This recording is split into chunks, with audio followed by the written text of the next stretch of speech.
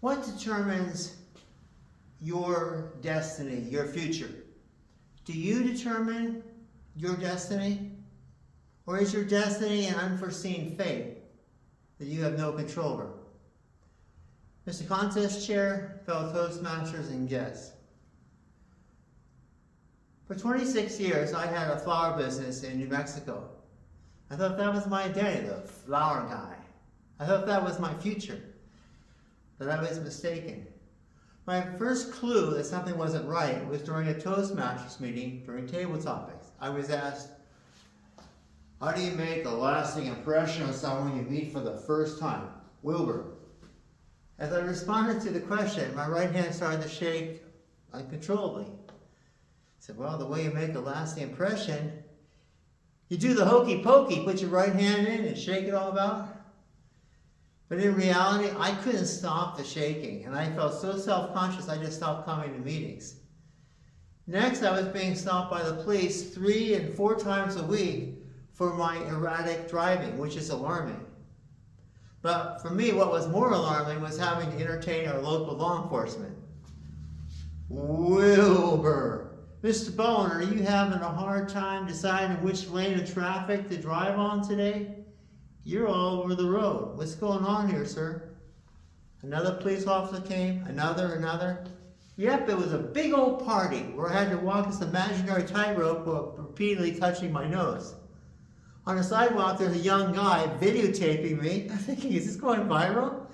On the hood of a police car, officers are placing bets whether I passed the test or not. Yep, great fun. There are more police officers at my traffic stop than you find in a Krispy Kreme donut shop on a Tuesday morning. So I had to attend traffic court, and I told the judge, Your Honor, I'm determined to find out what's wrong with my car.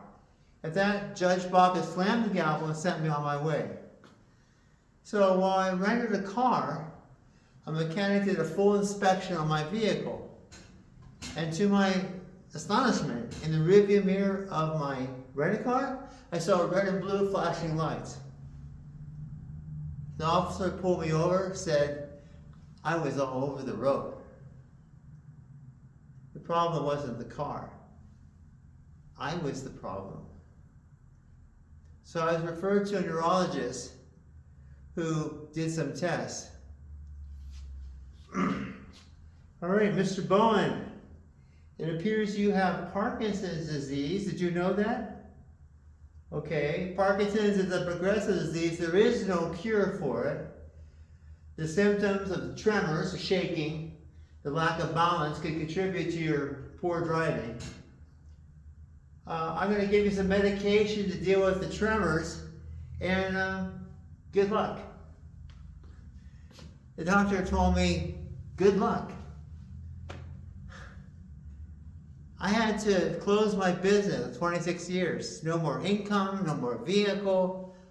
What do I do now? Feeling sorry for myself, I complained to Kelly, my physical therapist for Parkinson's, who told me, wah, wah, wah, your life isn't over, Parky, you gotta fight it. People with Parkinson's are sometimes called Parkies. You gotta stomp your feet. You gotta wave your arms in the air like you don't care. You gotta tell your body, I'm in control, you're not the boss of me. I think she attended a lot of seminars with Tony Robbins. But I did what she told me, and it did help. And then I shared with her that I felt that it was unfair that I had Parkinson's disease. And Kelly went ballistic on me. Fair? Newsflash! Almost everybody here in this clinic is struggling with a moving disorder. You're not the only one. Why don't you share with Chuck over here why it's unfair? So I told Chuck why I thought it was unfair. And Chuck responded with these deep words of wisdom. Suck it up, Buttercup! Wasn't what I was expecting. So I told Chuck about my experience with Toastmasters and the hokey pokey. The police department having to do sobriety tests with my neurologist who told me good luck. And Chuck started to laugh. He laughed and he laughed, and I made a new friend that day. That moment I realized it's not about me, but how can I help others who share the same challenge that we have. I went from a place of being angry to acceptance.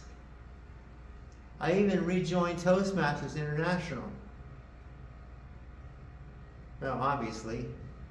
So while we wait for Michael J. Fox to go back to the future and bring us back to cure, I'm working as a volunteer for the Parkinson's Foundation, where I can share the benefits of Parkinson's, like never having to buy an electric toothbrush, making holiday sauce in half the time. And at the Pentecostal church, during worship service, the members feel that I'm filled with the Holy Spirit. Parkinson's may be a progressive disease with no cure, but there are others who have the same disease I have. They're going through the same struggles that I'm going through. I'm not alone.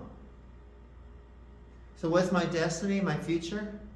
I believe my destiny is to focus on what I can accomplish and fill the void of what I can with laughter. Because I believe when you can laugh at your problems, they don't have as much control over your life. So do you face a health condition or challenge that you have no control over? Reach out to others with the same challenge. And you not only will make a difference in their lives, but you help create a community of like-minded people and make this life more bearable. You are not alone. Mr. Toastmaster.